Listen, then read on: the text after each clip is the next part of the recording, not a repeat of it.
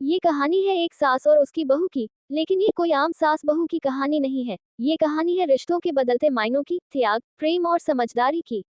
गांव के एक कोने में एक टूटी सी झोपड़ी में रहती थी कमला देवी। उम्र ने चेहरा झुका दिया था, लेकिन आत्मा अब भी सीधी खड़ी थी।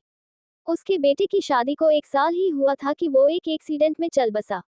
कमला अब बिल्कुल अकेली थी, लेकिन साथ में थी उसकी बहू राधा। राधा उस समय बस 22 साल की थी, चाहती तो मायके लौट सकती थी। सबने समझाया, अभी तो पूरी जिंदगी पड़ी है, वापस आ जा। लेकिन राधा ने कहा, जिस घर में मैंने सिंदूर लगाया था, वही मेरी दुनिया है। और मेरी सास अब मेरी माँ है। कमला को ये बात अंदर से हिला गई। बहू को बेटी समझने लगी। घर में ना पैसा था, ना जमीन, दो वक्त की रोटी भी कभी मिलती, कभी नहीं। राधा सुबह खेतों में काम करती, दोपहर को सिलाई करती, और रात को माँ की दवाई बनाती। कमला कई बार कहती, बेटी तू अपने लिए कुछ सोच। राधा मुस्कुरा कर कहती, माँ आप ही तो मेरा सब कुछ हो। एक दिन गांव में एक महिला स्वरोजगार योजना शुरू हुई। राधा ने सिलाई का एक छोटा सा काम शुरू किया।